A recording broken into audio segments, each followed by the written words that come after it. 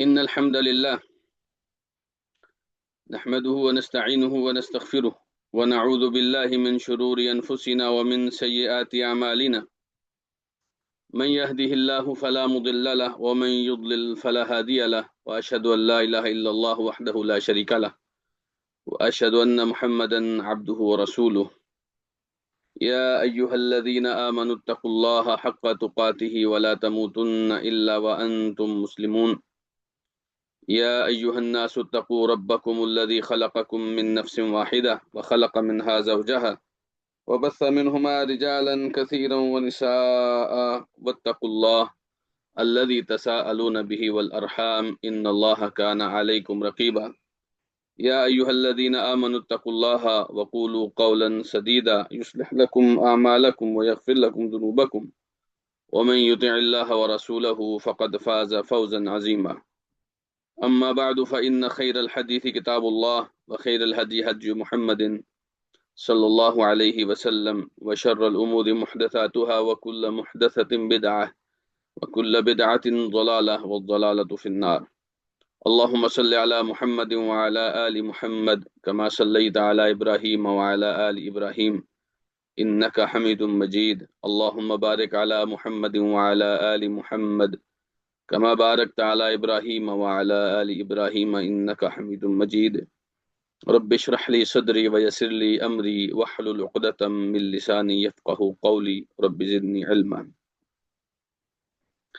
اللہ سبحانہ و تعالیٰ کی توفیق کے ساتھ العقیدۃ الحائیہ فی السنہ میں آج ہماری پہلی باقاعدہ مجلس ہے، اور اس مجلس کے آغاز میں ہم اپنے اللہ سے دعا کرتے ہیں کہ مالک الملک ہم فقیروں کو، علم کے طلبگاروں کو علم نافع اور عمل صالح سے نوازے، ہماری نیتوں کو خالص کرے، ہمارے مقاصد اور عزائم کو پورا کرے، اور ہماری ان مجلسوں کی وجہ سے ہماری دنیا اور آخرت کو خیر اور بھلائی سے بھر دے، اور ہماری وجہ سے اللہ تعالیٰ اپنے بندوں کو نفع عطا فرمائے۔ ہم نے سب سے پہلے جو اس کلاس میں، اس مجلس میں پڑھنا ہے، وہ خود امام ابن ابی داود رحمہ اللہ کی شخصیت ہے کہ امام ابن ابی داود کون ہیں، کیونکہ اہل سنت والجماعہ کا یہ طریقہ اور سنت ہے کہ ہمیشہ علم ان لوگوں سے لینا چاہیے جو اصحاب علم ہوں اور متفق علیہ ہوں، اور جن کی شخصیت کتاب و سنت کے منہج کے ساتھ ہو، تاکہ ان سے لیا جانے والا علم بھی زیادہ خیر اور برکت والا ہو۔ یاد رکھیے، ہم ان لوگوں میں سے نہیں ہیں جنہیں معلومات سے غرض ہوتی ہے، اور ہر وہ شخص جو کسی بھی طرح کی بات کرے اس سے معلومات کو سمیٹ لیا جائے اور بس۔ ہمارے ہاں علماء نے ایسے آدمی کو حاطب اللیل کہا ہے۔ حاطب اللیل یعنی ایسا شخص جو رات کو لکڑیاں اکٹھی کرتا ہے اور اسے پتہ ہی نہیں چلتا کہ اپنی لکڑیوں کے ساتھ سانپ کو بھی اپنی گٹھڑی میں باندھ کے لے آتا ہے۔ ہم ایسے نہیں ہیں کہ ہم ہر جگہ سے ہی اکٹھا ہی کرتے رہیں اور اسی کو علم سمجھیں۔ یہ معلومات ہوتی ہیں۔ علم تو وہ علم و عمل کے لوگ جو ربانی ہوتے ہیں، تربیت کرتے ہیں، ان سے لیا جاتا ہے۔ اور اللہ تعالیٰ جزائے خیر عطا فرمائے ہمارے علماء کو، انہوں نے ہمیں یہ طریقہ سکھایا ہے۔ حضرت امام محمد ابن سیرین رحمہ اللہ فرمایا کرتے تھے کہ ہمیں جب کوئی بندہ اب حدیث بیان کرتا ہے تو ہم اس سے کہتے ہیں سموا لنا رجالکم، کہ تم بتاؤ تم کس سے یہ علم لے رہے ہو، یہ حدیث کہاں سے تم بیان کر رہے ہو۔ کیونکہ علم لینے کے بھی ماخذ ہوتے ہیں، مصادر ہوتے ہیں. اگر آپ مصدر سے علم لیں گے تو وہ علم خیر و برکت والا ہوگا. تو امام ابن ابی داود رحمہ اللہ، جن کا ہم یہ قصیدہ، جن کا یہ منظومہ، جن کا یہ رسالہ، یہ عقیدہ پڑھ رہے ہیں، سب سے پہلے ہم آپ کو بتائیں گے کہ یہ امام ابن ابی داود رحمہ اللہ کون ہے، تاکہ آپ کو پتہ چلے ہم جس شخصیت کی کتاب پڑھ رہے ہیں وہ خود کون ہے. تو امام ابن ابی داود رحمہ اللہ، ان کا پورا نام تھا ابو بکر عبداللہ. ابو بکر ان کی کنیت ہے، عبداللہ ان کا نام ہے. عبداللہ ابن سلیمان ابن اشعث، عبداللہ ابن سلیمان ابن اشعث. یہ جو سلیمان ابن اشعث ہیں، یہ بہت معروف امام امام ابو داود ہیں، جن کی کتاب سنن ابی داود، وہ کتب ستہ میں سے وہ 6 کتابیں جنہیں حدیث کی بنیادی کتابیں کہا جاتا ہے اور حدیث کی سب سے زیادہ اتھینٹک کتابیں کہا جاتا ہے، ان 6 کتابوں میں ایک کتاب سنن ابی داود ہے، جو امام ابو داود سلیمان ابن اشعث کی کتاب ہے. تو یہ جو ہیں امام ابو بکر عبداللہ، یہ سلیمان ابن اشعث یعنی ابو داود کے فرزند ہیں، اور سجستانی، یہ سجستانی ہیں. سجستان ہمارے بلوچستان کا ایک علاقہ ہے جو ہمارے اور ایران کے بلوچستان کے اندر مشترکہ ہے. یعنی اس کے علماء نے کہا ہے، جو لوگ بلدان کو، علاقوں کو، جغرافیہ کو جاننے والے ہیں، انہوں نے کہا ہے کہ یہ جو سجستان ہے اس کو بسا اوقات سیستان بھی کہا جاتا ہے. تو یہ اصل میں ایران، افغانستان اور پاکستان کے ایک مشترکہ مقام کو، جہاں تینوں بارڈرز لگتے ہیں، اس کے قریب قریب کے مقام کو یہ سجستان کہا جاتا ہے. اور امام ابو داود رحمہ اللہ اسی علاقے کے تھے. اب اس علاقے میں ایگزیکٹ جو ان کا اپنا گاؤں یا علاقہ تھا وہ کون سا تھا، وہ زیادہ مینشن نہیں کیا گیا. تو عین ممکن ہے یہ پاکستان کے قریب قریب ہوں. پاکستان کا بھی بہت سارا علاقہ وہ ہے جو اصل میں ماوراء نہر کا علاقہ کہلاتا ہے.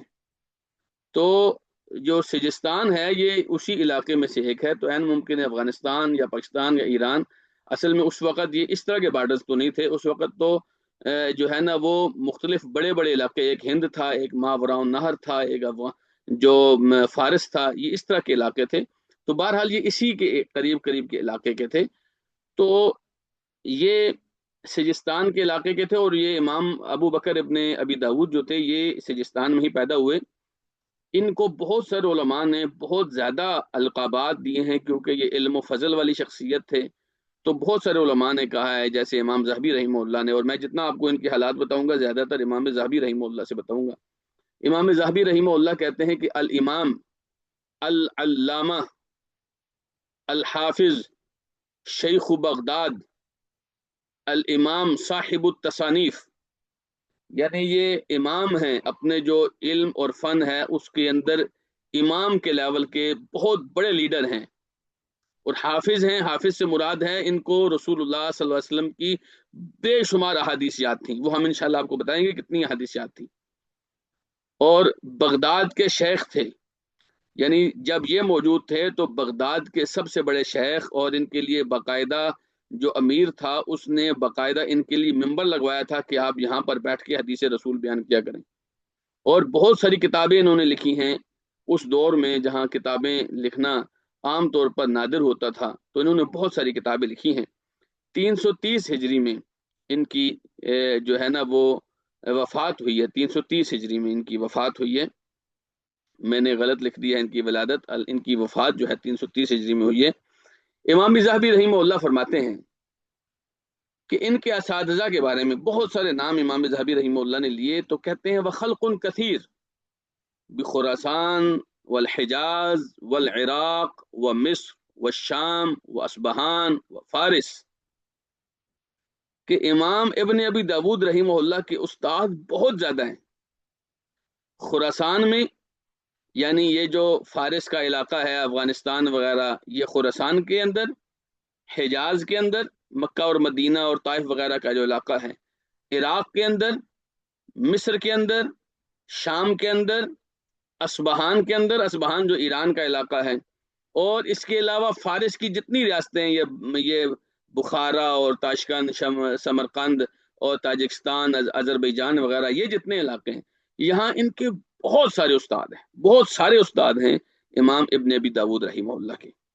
اور میں نے جب ان کے شاگردوں کی فہرست دیکھی تو بہت زیادہ بڑے لوگ ان کے شاگردوں میں سے ہیں۔ مثلا امام ابن حبان رحمہ اللہ، امام ابن حبان رحمہ اللہ یہ یوں سمجھیے کہ حدیث کے جو نایاب لوگوں میں سے ایک ہیں، ان میں سے ایک امام ابن حبان ہے۔ ان کی بہت ساری کتابیں ہیں جن میں صحیح ابن حبان ہے، الثقات ابن حبان ہے، الضعفاء ابن حبان ہے جی، تو بہت ساری ان کی کتابیں ہیں امام ابن حبان رحمہ اللہ کی۔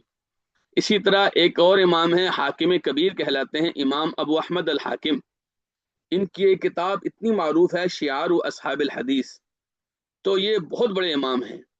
ابو عمر ابن حیوہ، ابن المظفر، ابو حفص ابن شاہین، یہ جتنے ہم نام لے رہے ہیں یہ بڑے بڑے چوٹی کے علماء ہیں اپنے دور کے۔ ابو الحسن الدارقطنی کہتے ہیں کہ امام بخاری رحمہ اللہ کی اور امام مسلم رحمہ اللہ کی ٹکر کا کوئی آدمی تھا تو ابو الحسن دارقطنی تھا، اور وہ جو تھے وہ ان کے امام ابو داود کے، ابن ابی داود کے شاگردوں میں سے تھے۔ وعیسیٰ ابن علی الوزیر، وابن المقری، وابو القاسم ابن حبابہ، وابو الطاہر المخلص، ومحمد ابن عمر ابن زنبور الوراق، ابو مسلم محمد ابن احمد الکاتب وآخرون، یعنی بہت سارے لوگ تھے جو ان کے شاگرد تھے، اور بڑے بڑے لوگ۔ اور آپ کو پتہ ہے اگر کسی استاد کے شاگرد بڑے بڑے ہوں تو آپ اس سے اس استاد کے بھی قدر کا اندازہ لگا سکتے ہیں۔ امام ذہبی رحمہ اللہ فرماتے ہیں ان کے بارے میں، ابو بکر ابن ابی داود کے بارے میں، وَكَانَ مِن بحور العلم، کہ علم کے سمندروں میں سے ایک تھے، بحیث ان بعضهم فضلہ علی ابیہ، اس لیول کے آدمی تھے کہ بعض علماء نے تو ابن ابی داود کو ان کے والد سے زیادہ فضیلت دی ہے، یعنی بعض علماء کے نزدیک امام ابن ابی داود وہ خود امام ابو داود سے زیادہ بہتر تھے، اتنے بڑے امام تھے۔ ایک اور امام ابو محمد الخلال کہتے ہیں کان ابن ابی داود امام اہل العراق، عراق والوں کے یہ امام تھے، ومن نصب له السلطان والمنبر، جن کے لیے سلطان نے، اس دور کے جو سلطان تھے انہوں نے ان کے لیے باقاعدہ ممبر لگوایا تھا کہ آپ یہاں بیٹھ کر حدیث پڑھایا کریں۔ وقد كان في وقته بالعراق مشائخ اسند منه، عراق میں ان کے علاوہ بھی اس دور میں بہت سارے مشائخ تھے، بہت بڑے بڑے لوگ تھے، لیکن ولم يبلغوا في الآلة والاتقان ما بلغ ہوا، لیکن اس لیول کا مضبوط علم اور جو علوم اعلیٰ ہیں، یعنی جو دیگر ہیلپنگ سبجیکٹس ہوتے ہیں، اس کے اندر بھی امام ابن ابی داود کے لیول کا کوئی آدمی نہیں تھا۔ امام ابو ذر الحروی شیخ الاسلام کہلاتے ہیں، وہ فرماتے ہیں مجھے میرے استاد ابو حفص ابن شاہین نے بتایا کہ املا علینا ابن ابی داود سنین، کتنے سال، یعنی جو امام ابن شاہین ہیں وہ کہتے ہیں کتنے سال ہم امام ابن ابی داود سے حدیث پڑھتے رہے، وہ ہمیں پڑھاتے رہے، ہمیں لکھواتے رہے، کتنے سال، یعنی کہ کئی سال تک وہ ہمیں حدیث لکھواتے رہے۔ وما رأیت بیدہ کتاب، میں نے ان کے ہاتھ میں کتاب کبھی نہیں دیکھی۔ انما کان یملی حفظا، وہ اپنے حافظے سے ہمیں کتاب لکھوایا کرتے تھے، حدیثیں لکھوایا کرتے تھے۔ آپ سوچئے کسی آدمی کا اس قدر لیول کہ سالہ سال وہ حدیث لکھواتے رہے، اپنے شاگردوں کو پڑھاتے رہے، لیکن کبھی کسی شاگرد نے نہیں دیکھا کہ ان کے ہاتھ میں کتاب ہو۔ یعنی زبانی حدیثیں، ہم نے کہا تھا نا ان کا نام لگتا ہے حافظ، یعنی یہ زبانی حدیثیں پڑھانے والی شخصیت ہے۔ بلکہ ایک دفعہ ان کے، ہم پہلے آپ کو بتاتے ہیں ان کی شخصیت کے اندر ان کے والد کی کتنی کوششیں تھیں، جو اس بات کا اظہار ہے کہ آدمی کے مقام اور مرتبے کے پیچھے اس کے والد کا بہت ہاتھ ہوتا ہے۔ ان کے والد کی کتنی کوششیں تھیں، میں آپ کو دو واقعات بتاتا ہوں۔ امام خطیب بغدادی رحمہ اللہ کہتے ہیں کہ عبداللہ ابن ابی داود رحمہ اللہ کو لے کر ان کے والد گرامی امام ابو داود رحمہ اللہ سجستان سے لے کر نکلے، جو ان کا علاقہ تھا سجستان، وہاں سے لے کر نکلے. کہتے ہیں یطوف به شرقا وغربا بخراسان والجبال واصبہان وفارس والبصرہ وبغداد والکوفہ ومکہ والمدینہ والشام والمصر والجزیرہ والثغور یسمع ویکتب. آپ ان علاقوں کے صرف نام دیکھیں جہاں امام ابو داود اپنے بیٹے کو لے کر گئے. خراسان میں لے کر گئے، خراسان یا افغانستان وغیرہ کا علاقہ کہلاتا ہے، خراسان میں لے کر گئے. جبال، پہاڑی علاقہ جتنا ہمالیہ کا پورا پہاڑی سلسلہ جہاں اسلامی لوگ تھے وہاں لے کر گئے. اصبہان جو اس وقت اہل علم کا مرکز ہوتا تھا، اصبہان، وہاں لے کر گئے. فارس یعنی پورا فارس، یہ بخارا اور یہ سارا علاقہ پھرایا. بغداد، کوفہ، مکہ، مدینہ، شام، مصر، جزیرہ اور جتنے علاقے ہیں وہاں پر امام ابو داود اپنے بیٹے کو لے کر گئے. تو جو والدین یہ چاہتے ہوتے ہیں نا کہ ان کا بیٹا کچھ بنے، انہیں چاہیے کہ وہ پیچھے اپنے بیٹے کے پیچھے کوئی محنت بھی کریں. آپ سوچئے امام ابو داود رحمہ اللہ کی ان ساری کوششوں کے بعد ابن ابی داود رحمہ اللہ جس لیول پر پہنچے ہیں، کیا وہ اپنے والد گرامی کے لیے صدقہ جاریہ نہیں بنے؟ آپ سوچئے تو صحیح. یعنی لوگ کہتے ہیں کہ ہم اپنے بچوں کو کیسے پڑھائیں، کیسے تربیت کریں، تو ایسے کریں.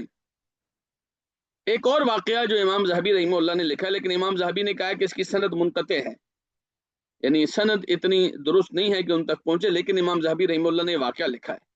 واقعہ کیا ہے کہ ایک بہت بڑے محدث تھے احمد ابن صالح. احمد ابن صالح جو امام ابو داود کے بھی استاد تھے. احمد ابن صالح، احمد ابن صالح کے ہاں جو مجلس حدیث لگتی تھی اس میں پابندی یہ تھی کہ کوئی طالب علم ایسا نہ یہاں پر آئے جس کی داڑھی نہ ہو. یعنی کم عمر طالب علم جو بغیر داڑھی کے ہے وہ امام احمد ابن صالح کی مجلس میں نہیں بیٹھے گا.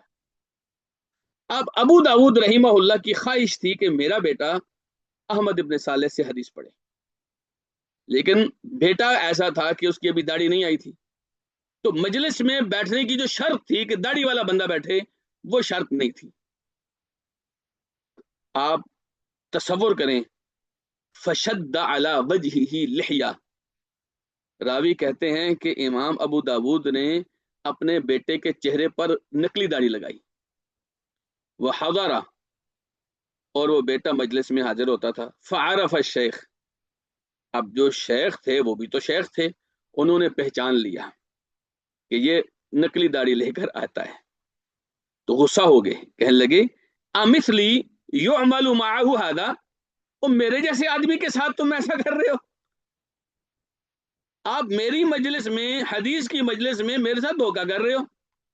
تو ابو داؤد کیا کہتے ہیں؟ کہتے ہیں لا ينکر علیہ، دیکھیں آپ مجھے زیادہ برا نہ سمجھیں، سوا اجماع ابن مال کی بار، ایسا کیجیے آپ میرے بیٹے کو آپ اپنے بڑے بڑے شاگردوں کے سامنے بٹھائیے. فَإِن لَّمْ يُقَاوِمْهُمْ بِالْمَعْرِفَةِ فَاحْرِمْهُ السَّمَاعَ، اگر میرا بیٹا آپ کے بڑے بڑے شاگردوں کے برابر نہ ہوا تو میرے بیٹے کو آپ سماعت سے محروم کر دیجیے، آپ اس کو مجلس سے نکال دیجیے، وہ بے شک آپ کے حدیث نہیں سنے. تو فاجتمع طائفتن، کچھ لوگ جمع ہوئے، ہاں جی اس بچے کو سامنے بٹھاؤ. تو روایت میں آتا ہے فغلبہم الابن بفہمہ، تو وہ جو بچہ تھا نا امام ابو داود کا، یہ جو ابو عبداللہ ابن ابی داود ہیں، وہ اپنے فہم و فراست کے ذریعے سے ان بڑے لوگوں پر حاوی ہو گئے. ولم یروی لہ احمد بعدہا شیئا، لیکن جو احمد ابن صالح تھے انہوں نے بعد میں ان کو روایات نہیں بیان کی. وحصل لہ الجزء الاول، لیکن پہلا ایک حصہ جو تھا، ایک جز کتاب کا جو تھا نا، وہ جو پڑھ رہے تھے وہ انہوں نے پہلے ہی سن لیا تھا. آپ یہاں سے اندازہ لگائیں کہ امام ابو داود اپنے بچے کو پڑھانے کے لیے، قابل بنانے کے لیے کتنی کوششیں کر رہے تھے. اور پھر بچہ بھی تو ایسا ہونا چاہیے نا، بچہ بھی تو ایسا ہونا چاہیے. کہتے ہیں امام عبداللہ ابن ابی داود، جو ابو بکر ابن ابی داود ہیں، وہ خود کہتے ہیں ایک مرتبہ ایسے ہوا کہ میرے پاس ایک درہم تھا، اور میں نے اپنے شیخ سے حدیثیں پڑھنی تھیں، تو کہتے ہیں میں اس درہم سے باقلہ خریدا۔ باقلہ میں نے دیکھا ہے کہ شاید لوبیا کی طرح کا نا، جو ایک ایک دانہ ہوتا ہے جو تازہ کھایا جا سکتا ہے۔ لوبیا تو سخت ہوتا ہے لیکن اس کو تازہ کھایا جا سکتا ہے، اور وہ اسی فارس کے علاقے میں پایا جاتا ہے باقلہ۔ تو کہتے ہیں میں نے وہ خریدا، تو میں ہر روز تھوڑا تھوڑا وہ باقلہ کھا کر ہی اپنے پاس گزارا کرتا تھا، لیکن اس دوران میں اپنے شیخ سے حدیثیں سننے لگا۔ کہتے ہیں جب وہ باقلہ ختم ہوا تو تب تک میں نے 30,000 حدیثیں اپنے استاد سے سن لی تھی۔ آپ تصور کریں، ایک آدمی کچی سبزی کھاتا رہا اور 30,000 حدیثیں سنتا رہا، کیونکہ اس کے پاس اور پیسے نہیں تھے۔ اس طریقے سے ہمارے محدثین نے علم سیکھا ہے۔ پھر اسی وجہ سے آپ دیکھیں کہ ان کی کتابیں، علماء کہتے ہیں انہوں نے سنت کے اوپر، حدیثوں کے اوپر الگ کتابیں لکھی، مسند لکھی، مصابیح کے نام سے کتاب لکھی، قراءات، اچھا یہ قرآن کی قراءات کے بڑے ماہر تھے، اس کے اوپر لکھی، تفسیر کے اوپر لکھی، مصاحف کے اوپر لکھی، شریعت المقاری کے اوپر لکھی، ناسخ منسوخ جو قرآن و حدیث میں ناسخ منسوخ کا معاملہ ہوتا ہے اس کے اوپر لکھی، اور آخرت کے اوپر لکھی۔ یعنی بہت ساری کتابیں، یہ کتابوں کے نام آپ کو دیے جا رہے ہیں یا عناوین دیے جا رہے ہیں، اس کے اوپر انہوں نے کتابیں لکھی۔ اور وفات ان کی ہوئی 316 ہجری میں، 230 میں پیدا ہوئے اور 316 ہجری میں ان کی وفات ہوئی، ذی الحجہ کا مہینہ تھا۔ اور محمد ابن عبداللہ ابن شخیر کہتے ہیں کہ ابن ابی داود جب فوت ہوئے تو کہتے ہیں زاہدن ناسکن، وہ بہت عبادت گزار آدمی تھے اور بہت زیادہ دنیا سے بے رغبت آدمی تھے۔ صلی اللہ علیہ یوم ماتا نحو من 300,000 انسان و اکثر، 3 لاکھ سے زیادہ لوگوں نے ان کا جنازہ پڑھا، 3 لاکھ سے زیادہ لوگوں نے ان کا جنازہ پڑھا۔ امام احمد ابن حنبل کے بارے میں آتا ہے نا کہ وہ فرمایا کرتے تھے کہ بیننا و بینکم الجنائز، کہ ہمارے اور تمہارے بیچ میں جو فرق ہے وہ جنازوں کا ہوگا۔ تو 3 لاکھ لوگوں نے ان کا جنازہ پڑھا ہے۔ آپ سوچئے کتنی مبارک شخصیت تھے، 46 سال کی عمر میں یہ فوت ہوئے۔ تو آپ نے دیکھا کہ ہم ایسی شخصیت سے ان کا عقیدہ پڑھ رہے ہیں جو ایک معتبر ترین شخصیت تھی۔ ان کا جو قصیدہ حائیہ ہے، جو ہم قصیدہ حائیہ پڑھ رہے ہیں، اس کا تعارف ذرا، اس کے نام مختلف نام آتے ہیں، جیسے بعض لوگوں نے، امام ابن بنا نے ان کا نام رکھا قصیدے کا نام القصیدۃ الحائیہ، بعض ان کے ایک شاگرد ہیں امام آجوری، ابو بکر الآجوری رحمہ اللہ، انہوں نے اس قصیدے کا نام رکھا ہے قصیدۃ فی السنہ، یعنی عقائد کے موضوع پر ایک قصیدہ۔ جو علامہ سفارینی ہیں انہوں نے اس کو نام دیا ہے منظومۃ الامام الحافظ ابن ابی داود الحائیہ۔ تو مختلف اس کے نام ہیں، لیکن ہم نے ایک القصیدۃ الحائیہ اس کا نام رکھا ہے۔ حائیہ اس کو اس لیے کہتے ہیں کہ اس کے آخر میں آپ دیکھتے ہیں کہ آپ دیکھیں گے انشاءاللہ کہ جو اس کا قافیہ ہے اس کا آخری حرف جو ہوتا ہے وہ ہا ہوتا ہے، اس کو اس لیے حائیہ کہتے ہیں۔ آپ دیکھیں گے انشاءاللہ جو ہا ہے نا، جیم ہا والی ہا، وہ ہر شعر کے آخر میں آپ کو یہ ملے گی، اس لیے اس کو حائیہ کہتے ہیں۔ اس قصیدے کو اتنی اہمیت کیوں حاصل ہے؟ آپ دیکھیں کہ بہت سارے علماء ہیں جنہوں نے اس قصیدے کو یاد کیا، جیسے ان کے ایک شاگرد ہیں امام ابو بکر الآجوری رحمہ اللہ، انہوں نے اس کو یاد کیا۔ بہت سارے علماء ہیں جنہوں نے اس کی شروحات لکھی ہیں، اور دسیوں کے حساب سے، بیسیوں کے حساب سے اس کی شروحات ہیں۔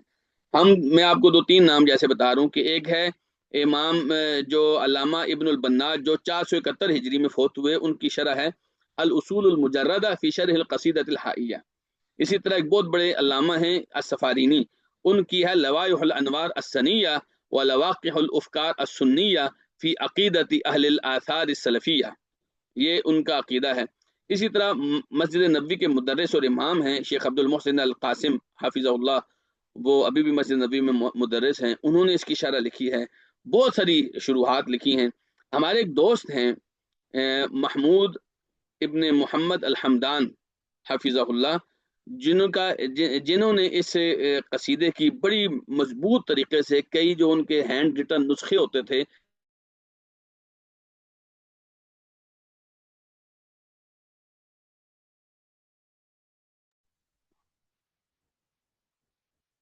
وہاں سے انہوں نے جو ہے مخطوطات سے انہوں نے تحقیق کی ہے۔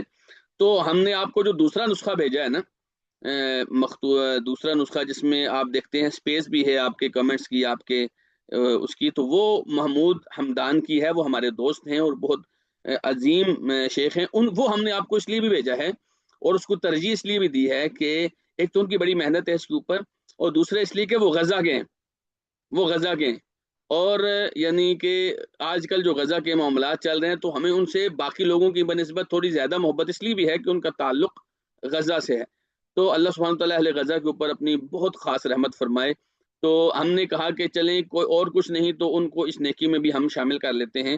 تو جو دوسرا نسخہ ہے جس میں ہر صفحے پر دو اشعار لکھے ہوئے ہیں، وہ نسخہ جو ہے نا وہ محمود حمدان غزی کا ہے، اور یہ وہ انہوں نے کسی کو بھی نہیں دیا. یہ بھی میں آپ کو بتاؤں، یہ جو پی ڈی ایف نسخہ آپ کو ملا ہے یہ انہوں نے کسی کو بھی نہیں دیا، یہ صرف خاص طور پر انہوں نے مجھے دیا ہے تاکہ میں اس کو پڑھاؤں، ورنہ یہ پی ڈی ایف کسی کے پاس بھی نہیں ہے، اور یہ کتاب کی شکل میں ہے، وہ سعودی عرب وغیرہ سے مل جاتی ہے. بہرحال بہت سے علماء نے اس کی تدریس کی ہے.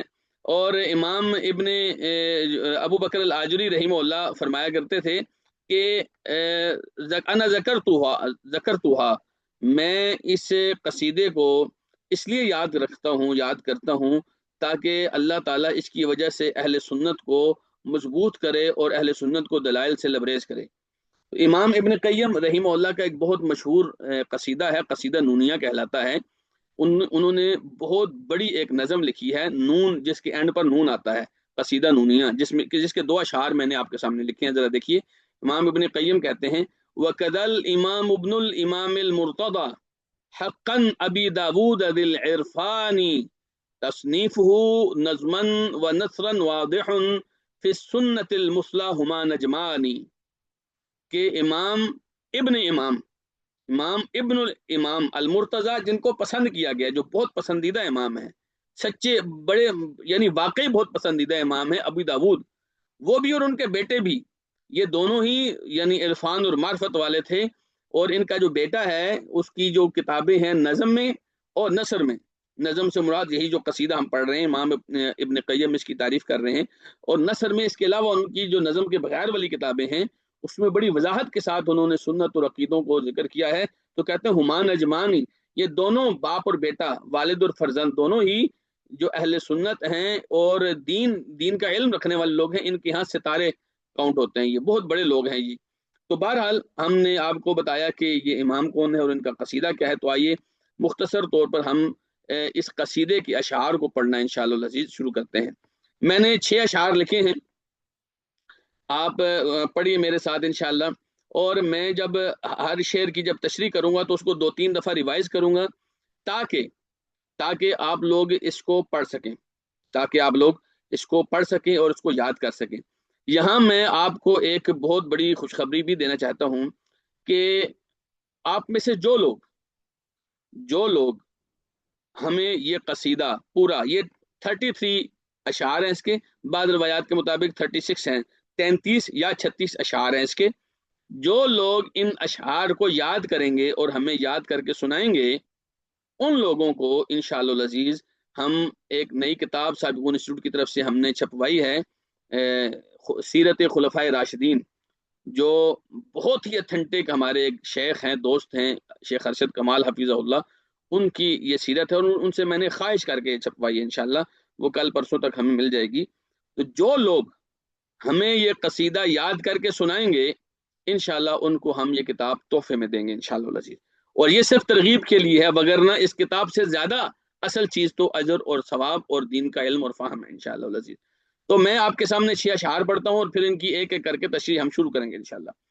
تمسک بحبل اللہ واتبع الہدی ولا تک بدعیا لعلک تفلح ودن بکتاب اللہ والسنن التی اتت عن رسول اللہ تنجو وتربح وقل غیر مخلوق کلام ملیکنا بذلك دان الاتقیاء وافصحوا ولا تك في القرآن بالوقف قائلا كما قال اتباع لجهم واسجحوا ولا تقل القرآن خلق قرأته فإن كلام الله باللفظ يوضح وقل يتجل الله للخلق جهرة كما البدر لا يخفى وربك أوضح.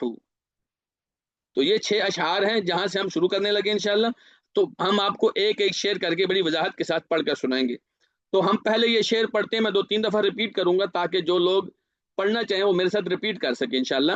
تمسک بحبل اللہ واتبع الہدی ولا تک بدعیا لعلک تفلح. تمسک بحبل اللہ واتبع الہدی ولا تک بدعیا لعلک تفلح. یعنی اللہ کی رسی کو مضبوطی سے پکڑ اور ہدایت کی پیروی کر اور بدعتی مت بنو تاکہ کامیاب ہو سکو. تمسک بحبل اللہ واتبع الہدی ولا تک بدعیا لعلک تفلح. حبل اللہ کیا ہوتا ہے؟ حبل اللہ یعنی اللہ کی رسی. حبل اللہ یعنی اللہ کی رسی. شیخ کہتے ہیں اللہ کی رسی کو مضبوطی سے پکڑو اور ہدایت کی خدا کی اتباع کرو اور بدعتی مت بنو تاکہ تم کامیاب ہو سکو. تو 3 چیزیں شیخ نے بتائی ہیں اس شعر میں. اللہ کی رسی کو مضبوطی سے پکڑو, ہدایت کی اتباع کرو اور بدعتی مت بنو تاکہ کامیاب ہو سکو. یعنی کامیاب, پہلے شعر میں شیخ نے کامیابی کا, امام صاحب نے کامیابی کا راستہ دیا ہے. کامیابی کا راستہ یہ ہے کہ آپ نے اللہ کی رسی کو پکڑنا ہے اور ہدایت کی اتباع کرنی ہے اور بدعتی نہیں بننا. لعلک تفلح, آپ کامیاب ہو جائیں گے. تو حبل اللہ یعنی اللہ کی رسی کیا ہے؟ قرآن مجید. اور یہ جو بات ہے شیخ کی, یہ اصل میں قرآن سے لی گئی ہے. قرآن کیا کہتا ہے؟ وَاعْتَصِمُوا بِحَبْلِ اللَّهِ جَمِيعًا وَلَا تَفَرَّقُوا, سورہ آل عمران آیت نمبر 103, کہ وَاعْتَصِمُوا بِحَبْلِ اللَّهِ جَمِيعًا, سب مل کر اللہ کی رسی کو مضبوطی سے پکڑو اور تفرقے میں مت پڑو, فرقے میں مت پڑو. رسول اللہ صلی اللہ علیہ وسلم نے کیا فرمایا؟ آپ نے فرمایا کتاب اللہ عز وجل ہوا حبل اللہ. اللہ عز وجل کی کتاب وہ حبل اللہ ہے, یعنی اللہ کی رسی ہے. من اتبعہ کان علی الہدی ومن ترکہ کان علی ضلالہ. جس نے اس کتاب کی اتباع کی یعنی قرآن کی اتباع کی وہ ہدایت پر ہوگا, اور جس نے اس قرآن کو چھوڑ دیا وہ گمراہی پر ہوگا. تو اتنی زیادہ اسلام کے مختلف دعوے داروں اور فرقوں اور تفرقوں اور گروہوں اور پارٹیوں میں آپ یہ دیکھیں گے کہ قرآن کو پکڑ کے کون رکھنے والا ہے اور قرآن کو چھوڑنے والا کون ہے. جو قرآن کو کما حقہ پکڑتا ہے انشاءاللہ وہ زیادہ قریب ہے حق کے, اور جو قرآن کو چھوڑتا ہے وہ گمراہی کے زیادہ قریب ہے. کیونکہ قرآن یہ خود ہدایت کی اساس ہے, ہدایت کی بیس ہے. دیکھیے شیخ نے کہا کہ حبل اللہ کو پکڑو یعنی کہ قرآن کو پکڑو. دوسری انہوں نے کہا کہ الہدا کی پیروی کرو. الہدا ہدایت کیا, الہدا کیا ہوتی ہے؟ قرآن کہتا ہے, قرآن نے کہا ذالک الکتاب لا ریب فیہ ہدی للمتقین. ہدا کا لفظ یہاں پہ استعمال کیا, یعنی یہ ایسی کتاب ہے جس میں کوئی شک نہیں ہے, متقین کے لیے, تقوی والوں کے لیے ہدایت ہے, ہدا ہے. گویا آپ جس ہدایت پر چلیں گے وہ ہدایت قرآن ہے, آپ کو قرآن دیتا ہے وہ ہدایت. اسی لیے سورہ بقرہ ہی میں کچھ دیر کے بعد 3-4 آیتوں کے بعد اللہ سبحانہ وتعالی نے فرمایا اولئک علی ھدی من ربہم, یہ وہ لوگ ہیں جو اپنے رب کی طرف سے ہدا پر ہیں, یعنی صحیح راستے پر ہیں, ہدایت پر ہیں, رہنمائی پر ہیں. وہ اولئک ھم المفلحون, اور یہی لوگ کامیاب ہیں. یہ لوگ ہدایت پر ہیں اور یہی لوگ کامیاب ہیں. تو دیکھیے جیسے قرآن نے آپ کو پہلی ہی آیت میں قرآن کی عظمت دی, ہدایت کا راستہ دیا, اور ساتھ ہی اللہ سبحانہ و تعالی نے آپ کو فلاح اور کامیابی کا راستہ دیا, ویسے ہی اسی راستے پر چلتے ہوئے اللہ سبحانہ و تعالیٰ کی اتباع کرتے ہوئے امام ابو بکر ابن ابی داود رحمہ اللہ نے پہلے شعر میں ہی آپ کو قرآن, ہدایت اور فلاح کا راستہ دے دیا ہے. تو رسول اللہ صلی اللہ علیہ وسلم فرمایا کرتے تھے کتاب اللہ فیہ ہدن الہدا والنور, کتاب اللہ کے اندر الہدا بھی ہے اور النور بھی ہے. من استمسک بہ واخذ بہ کان علی الہدا, جس نے اسے مضبوطی سے پکڑا اور اس کے ساتھ چمٹ گیا وہ ہدایت پر ہوگا, ومن اخطأہ ضل، اور جس نے قرآن چھوڑ دیا وہ گمراہ ہو جائے گا۔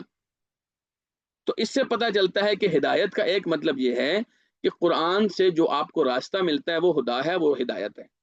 جو قرآن کو پکڑتا ہے وہ ہدایت پر چلتا ہے، جو قرآن کو چھوڑتا ہے وہ ہدایت کو چھوڑ کے غلط راستے پر، غلط ٹریک پر چلتا ہے۔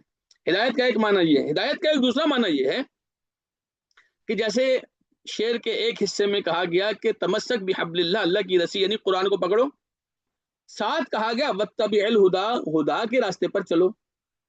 تو اس کا مطلب ہے کہ ہدا کو الگ بھی ڈیفائن کیا جا سکتا ہے، اور یہ الگ کیسے ڈیفائن کریں گے؟ یعنی ایک تو ہو گیا نا قرآن جو آپ کا سورس آف دین ہے، سورس آف نالج ہے، جو مصدر شریعت ہے۔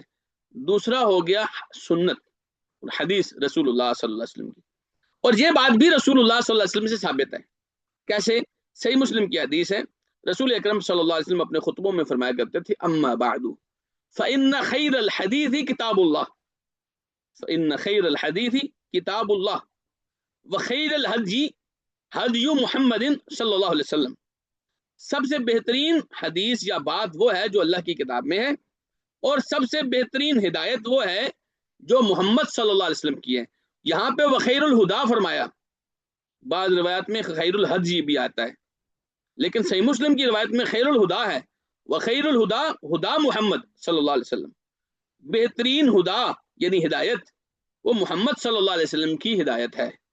وشر الامور محدثات، اور سب سے بدترین کام جو ہیں وہ نئی ایجاد شدہ کام ہیں، وکل بدعت ضلالہ، اور ہر بدعت گمراہی ہے۔ تو اس سے پتہ چلتا ہے رسول اللہ خود ڈیفائن کر رہے ہیں صلی اللہ علیہ وسلم کہ محمد صلی اللہ علیہ وسلم کی جو ہدا ہے وہ بھی ہدا ہے۔ تو اس کا مطلب ہے آپ نے کتاب اللہ کو بھی پکڑنا ہے اور رسول اللہ کو بھی پکڑنا ہے صلی اللہ علیہ وسلم۔ ایسا نہیں کرنا آپ نے جیسے بعض گمراہ لوگ کرتے ہیں، وہ کیا کرتے ہیں، آپ کو قرآن کا جھانسا دیتے ہیں اور حدیث آپ سے چھڑوا دیتے ہیں، قرآن کا جھانسا دیتے ہیں اور حدیث آپ سے چھڑوا دیتے ہیں۔ ایسا نہیں کرنا آپ نے قرآن کے اوپر بھی چلنا ہے اور حدیث کے اوپر بھی چلنا ہے۔ کیوں؟ کیونکہ قرآن کی جو سب سے اتھینٹک تفسیر ہے کہ قرآن آپ کو کیا کہہ رہا ہے، اس کی سب سے بہترین تشریح وہی کریں گے نا جن کو اللہ نے قرآن دیا، جن کی اللہ نے ڈیوٹی لگائی، لِتُبَيِّنَ لِلنَّاسِ مَا نُزِّلَ إِلَيْهِمْ، کہ میرے محبوب آپ نے لوگوں کو کلیریفائی کرنا ہے، لوگوں کو واضح کرنا ہے، لوگوں کے سامنے کلیئر کرنا ہے کہ ان پر اللہ نازل کیا کر رہا ہے، ان پر اللہ نازل کیا کر رہا ہے، یہ آپ نے لوگوں کو واضح کرنا ہے۔ ٹھیک ہے؟ تو اس کا مطلب ہے آپ نے ایک سائڈ کو نہیں لینا کہ آپ نے کہنا ہے کہ میں صرف قرآن کو لیتا ہوں، ایسا نہیں ہے۔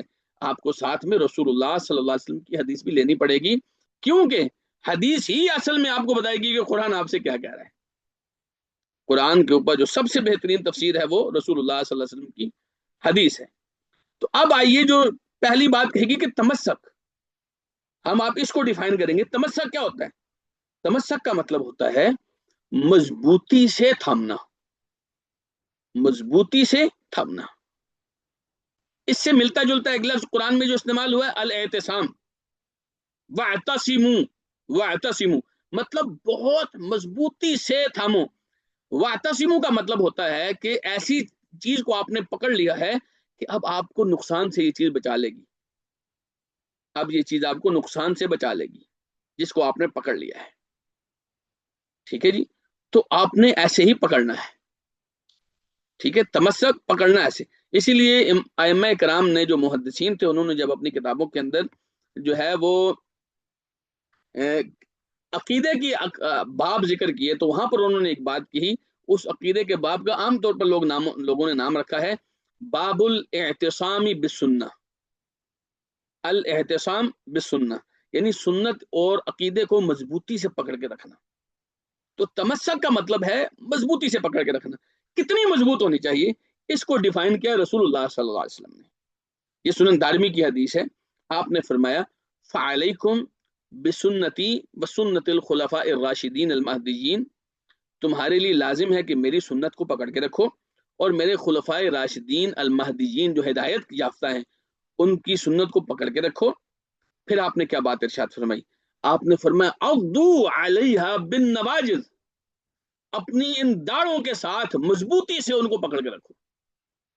کئی دفعہ ایسے ہوتے ہیں نا، کوئی چیز آپ کے ہاتھ سے سلپ کر رہی ہوتی ہے تو آپ دانت سے پکڑ لیتے ہیں، ایسے ہی رسول اللہ صلی اللہ علیہ وسلم نے فرمایا عضو علیہا بالنواجذ، رسول اللہ صلی اللہ علیہ وسلم کی سنت اور طریقے کو آپ نے داڑوں کے ساتھ، دانتوں کے ساتھ مضبوطی سے پکڑ کے رکھنا ہے، تاکہ سنت کسی طور پر چھوٹ نہ سکے، کیونکہ لوگوں نے اور فطروں نے اور دنیا نے آپ کی کوشش کرنی ہے کہ آپ کو اللہ اس کے رسول سے دور کریں، اور آپ نے کوشش یہ کرنی ہے کہ اللہ اس کے رسول سے دور نہ ہو۔ یہ بالکل اس طرح ہے جیسے ایک بچہ ہے جس کو کوئی انکل، کوئی آنٹی، کوئی ماما، چاچا اٹھانے کی کوشش کرتا ہے تو وہ اپنی امی کے ساتھ یا ابو کے ساتھ مزید چمٹ جاتا ہے۔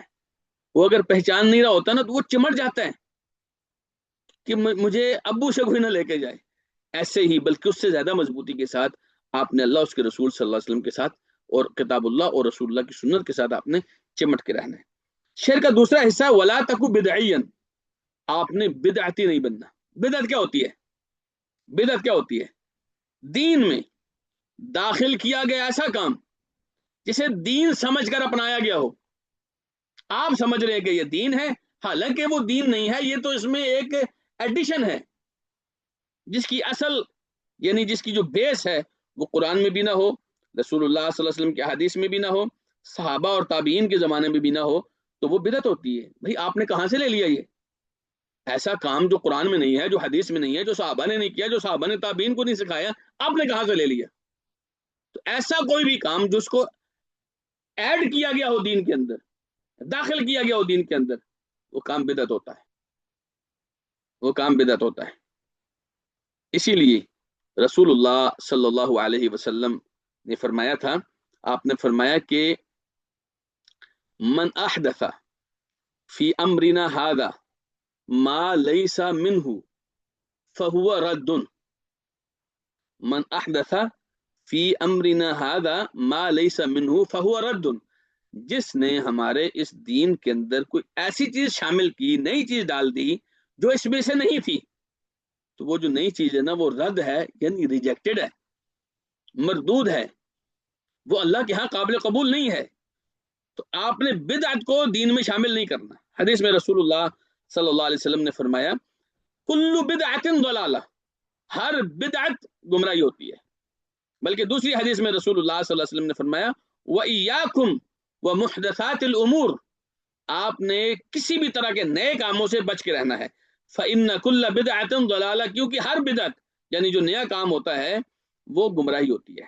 میں آپ کو بتاؤں کہ بدعت کا لفظ یہ جو با، دال اور عین ہے، ٹھیک ہے، با، دال اور عین، یہ اس سے بدعت کا لفظ بنتا ہے۔ یہ جو روٹ ورڈ ہے با، دال اور عین، اس کی طرح کا ایک اللہ تعالیٰ کا نام ہے۔ کیا نام ہے؟ بدیع السماوات والارض، بدیع السماوات والارض، آسمانوں اور زمین کو بغیر پہلے کسی طرح کی بیس کے بنانے والا۔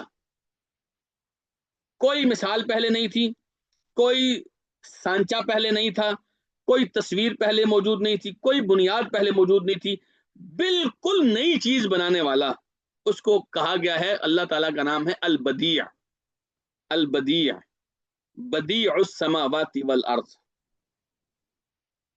تو ایسی ذات جس نے زمین و آسمان کو بغیر کسی مثال کے بعد، پہلے ایسا کچھ بھی نہیں تھا، تو ایسے ہی وہ کام جس کی دین اسلام میں پہلے کوئی بنیاد نہیں تھی، آپ نے بالکل نئی طریقے سے اڈاپٹ کیا ہے، دین میں نئی چیز ڈالی ہے، کوئی نیا مسئلہ ڈال دیا ہے، کوئی نئی بات کر دی ہے، کوئی نیا طریقہ نکال لیا ہے، وہ بدعت ہے۔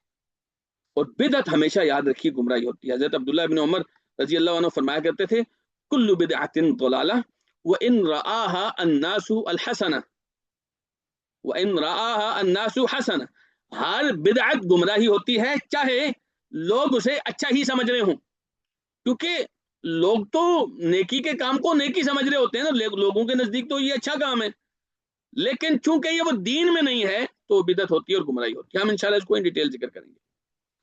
تو شیخ کہتے ہیں ولا تکو بدعین، آپ نے بدعتی نہیں بننا، بدعت والا نہیں بننا۔ کیوں نہیں بننا پتہ ہے؟ بدعت والا ہونا اسلام میں انتہائی بری چیز ہے، اتنی بری چیز ہے کہ رسول اللہ صلی اللہ علیہ وسلم نے ایک مرتبہ سے مسلم کی حدیث ہے، آپ نے فرمایا بالکل کلیئرلی، آپ نے فرمایا دیکھو المدینۃ حرم ما بین عیر الی ثور، جو جبل عیر سے لے کر جبل ثور دو پہاڑ ہیں، فرمایا ان دونوں کے بیچ کا جو شہر ہے نا مدینہ، یہ حرم ہے، یعنی یہ بڑا مقدس شہر ہے. اللہ کے رسول نے باؤنڈریز بتائی کہ عیر سے لے کر ثور تک. پھر آپ نے کیا فرمایا؟ آپ نے فرمایا فمن احدث فیہا حدثا، جس نے اس مدینے میں کوئی نیا کام کیا، او آوا محدثا، یا نیا کام کرنے والے کو اس نے پناہ دی، خود نہیں کیا لیکن کسی دوسرے کو پناہ دی، فعلیہ لعنت اللہ والملائکۃ والناس اجمعین، اس پر اللہ کی لعنت ہے، فرشتوں کی لعنت ہے اور تمام انسانوں کی لعنت ہے. لا يقبل اللہ منہ صرفا ولا عدلا یوم القیامہ، قیامت کے دن اللہ تعالیٰ اس سے کوئی بدلہ اور کوئی قیمت قبول نہیں کرے گا. یعنی علماء نے کہا کہ اس کی باتیں قبول نہیں ہوں گی جو آدمی بدعتی ہے. ایک اور حدیث میں رسول اللہ صلی اللہ علیہ وسلم نے فرمایا کہ من وقر صاحب بدعت فقد اعان علی ہدم الاسلام، جس آدمی نے کسی بدعتی آدمی کی توقیر اور عزت کی، اس نے اصل میں اسلام گرانے میں اس کی مدد کی. تو کسی بدعتی کی توقیر اور عزت نہیں ہو سکے گی. تو ولا تکو بدعیا لعلک تفلح، جب آپ قرآن و سنت پر چلیں گے، نئے کاموں سے بچ کے رہیں گے تو لازمی بات ہے انشاءاللہ آپ کامیاب ہوں گے. تو شیخ نے یہی بات کی ہے. اگلا شعر ہے وَدِن بِکتاب اللہ وَالسُّنَنِ الَّتِی أَتَتْ عَنْ رسول اللہ تنجو وتربح. ہم میرے خیال میں انشاءاللہ عزیز یہیں پر آج اکتفا کرتے ہیں. دوسرا شعر اور اس کے بعد انشاءاللہ تفصیل کے ساتھ ان ڈیٹیل ہم آگے بھی پڑھتے رہیں گے اللہ تعالیٰ کی توفیق کے ساتھ. تو انشاءاللہ عزیز اللہ تعالیٰ مجھے اور آپ کو علم نافع عطا فرمائے. یہ جو باتیں ہوں گی بڑی اصولی باتیں ہوں گی، کچھ جذباتی باتیں نہیں ہوں گی ہمارے اس پورے 4 دنوں کے کورس میں، اصولی باتیں ہوں گی. تو ہم چاہیں گے کہ انشاءاللہ ہم یعنی وہ باتیں آپ سے کریں گے، وہ منہج اور طریقہ دیں جو ہمارے سلف کا تھا. اللہ سبحانہ وتعالیٰ مجھے اور آپ کو اس کی توفیق دے. جزاکم اللہ خیرا وآخر دعوانا ان الحمد للہ رب العالمین.